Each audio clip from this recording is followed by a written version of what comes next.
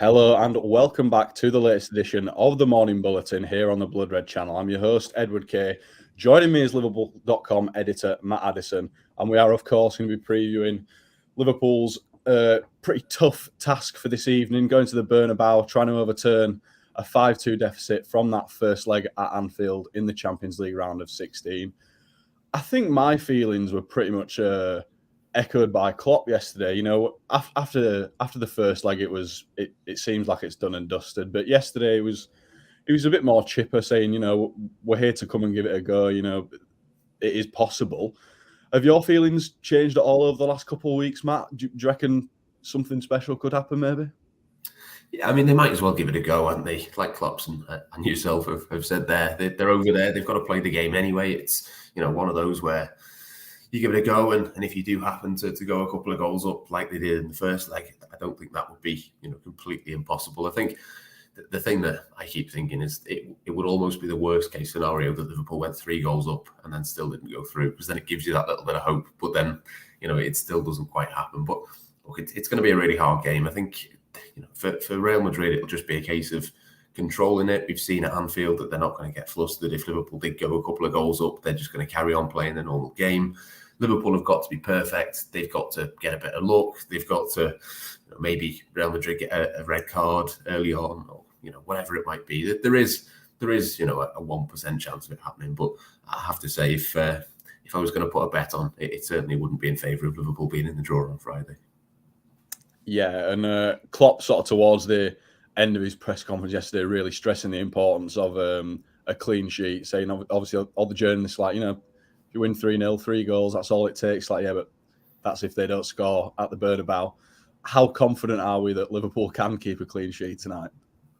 Yeah, not particularly, I have to say. I think, you know, it's going to be a game that Alisson is going to have to be at his absolute best for the entirety of it. I think, you know, Van Dijk, Ibrahim Konate as well is going to have to be better than what he was at the weekend. I think there was, you know, a decent start to that game, and then, you know, it kind of falls apart a little bit for the goal, where the line isn't quite perfect at the back. Van Dijk then gets run past. I mean, if Bournemouth can score against Liverpool, I'm pretty sure Real Madrid can as well. So I think I'd be going in on the basis of Liverpool have probably got to score 4 if they want to, you know, go and do something tonight. But it's one of those, it's, you know, you just have to see what happens. I think if it was 0-0 at half time, you'd probably take that and hope that there was a little blitz coming in the second half or something like that. But I don't know quite how Liverpool will approach it. I'm sure we'll probably touch on the midfield with the injuries that they've got in there. I think they're almost a little bit hamstrung in terms of what they can do because of the players that are missing in the centre of the pitch. It's not like you can just sort of, you know, go a bit more defensive, or you can, you know, maybe try and keep it at 0-0. They probably have to go for it a little bit more just because of the personnel that they're going to have in there. I assume, you know, Harvey Elliott is probably going to start. I don't know who else. Maybe James Milner will come in because Bajcetic and Henderson are not there. But yeah, I don't know quite what the game plan can be. But it's one of those where I think if it was at home or if it was against anyone other than Real Madrid, I would say yes, there's a chance. But because of those two factors, it does make it makes it pretty hard to envisage anything happening. But we'll see. You never know. Yeah, I think if it was at Anfield, everyone would be feeling, you know, that little bit more confident, especially after what happened with Barcelona a few years ago. But you brought me onto the midfield there, and I wanted to touch on Bajcetic first, because Jurgen Klopp saying it's sort of a stress-related injury. Obviously, he's still quite young. He's played a lot of football, a lot more than anybody would have expected him to at the start of the season. Do you think there'll be, as well, a little bit of personal disappointment in there for him as a Spaniard not getting to play at the Bernabeu?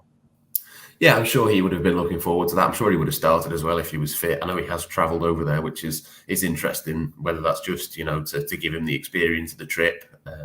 Maybe he can be on the bench. I don't know. But Jurgen Klopp kind of said he didn't really know how long he was going to be out. It didn't sound like they've necessarily put a timeline on a return, which, you know, is slightly worrying. I think when they do those sorts of things, I know sometimes with these injuries, you can't necessarily say exactly how long it's going to be, but was similar with Thiago. We're still no closer really to knowing when he's going to come back. It's been similar with other players before, and quickly 1 or 2 games becomes a few. So hopefully, you know, it's not too long, and hopefully the international break is coming next. Maybe he can get himself fit and ready, and there's a big week coming after that at the start of April for Liverpool. So, yeah, I think from a personal perspective, it would have been nice for him to have been involved. But he's young enough that I'm sure Liverpool will play Real Madrid again in the knockouts of the Champions League in future. I'm sure he'll be involved for them. But I don't know. It's one of them. He played the first game, didn't he? And I think would have learned a lot from that. There was certainly one of the goals where he should have maybe just took a yellow and pulled someone down. I can't remember who it was now on the counter attack. But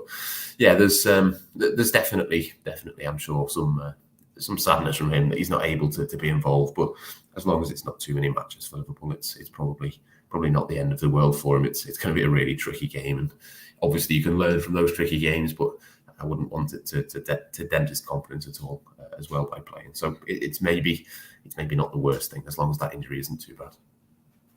Yeah, as you mentioned, no Thiago still, no Henderson in training yesterday. What are we expecting to see from Liverpool midfield tonight? My main thought is Naby Keita going to get another chance to maybe disappoint fans in the centre of that midfield after a pretty shocking performance last time out?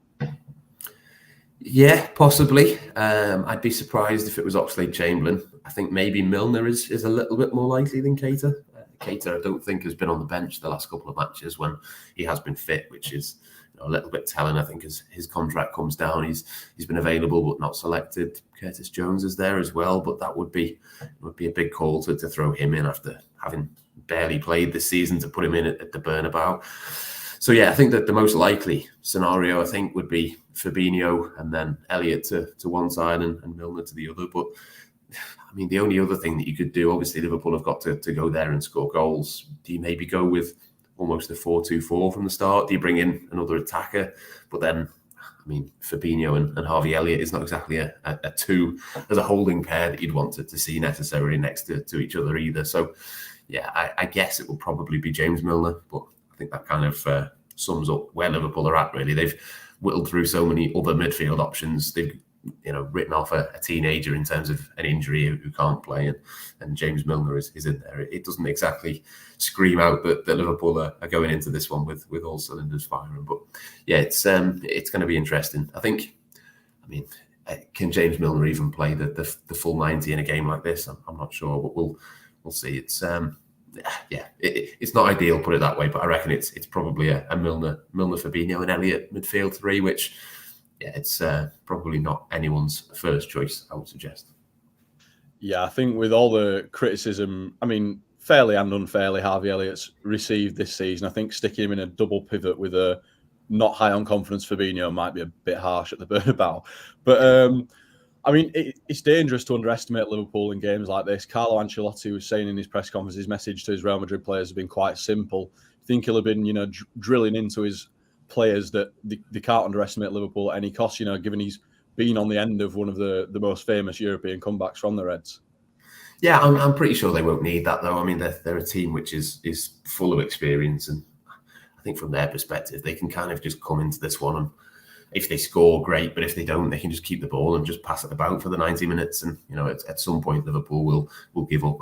I'm sure it won't be from the start, but if it's 0-0 on 80 minutes, suddenly it becomes a little bit difficult, and you can imagine that the last few minutes kind of just petering out. But I don't know, it is a hard one from his perspective in terms of how he sets up and the message that he gives to his players. But I think Jurgen Klopp was asked about that in his press conference as well, and he kind of said, well, if you think that's hard, then imagine how hard it is for us to try and imagine a way back into this. I'm sure, for Liverpool, they'd much rather be 5-2 up rather than 5-2 down. But yeah, it is a hard one. They're not used to having to sort of hold on to these leads. We know that, all the way through last season, there is a reason why they had to keep making those miraculous comebacks, and that's because teams were able to get ahead. But it's a completely different scenario this time around. I think, it wasn't like, last season Real Madrid were goals down because they were panicked and they were flustered. It was just they were goals down, but then they kept their heads and ultimately they turned it round. So I think even if, like I said before, even if Liverpool sort of got themselves, dream scenario would be what, 2-0 up at half time or something like that. I don't see a scenario where Real Madrid just flap and go on and concede more or panic. I think they just continue to do what they do. They're almost robotic, aren't they? Particularly in that midfield, they can just keep the ball for a period. They can calm the crowd. It would, of course, it'd be great if Liverpool get themselves into a position where we can test that, but they kind of did that in the first leg, and you'd imagine at home they'd be even more sort of confident within themselves. Liverpool were 2-0 up in the first leg, and we all know how that went after that. So yeah, there's no scenario that would give me complete confidence. Even if Liverpool were 3-0 up with 2 seconds left on the clock, I think you'd still be a little bit worried that Real Madrid might come back. But yeah, look, we'll see what happens. I'm not completely giving up hope, but equally, I'm not sort of going into this one with high expectations. Yeah, well, let's hope we can at least go and get a win at the Bernabeu. That'd be nice, wouldn't it? If we don't go through, let's at least get a win. But we'll see what happens, I guess. Yeah, that's all we've got time for here on the Morning Bulletin today. We'll have all the post-match reaction and the build-up on the Blood Red channel and on Liverpool.com, of course. So make sure you check that out. And yeah, we'll catch you next time.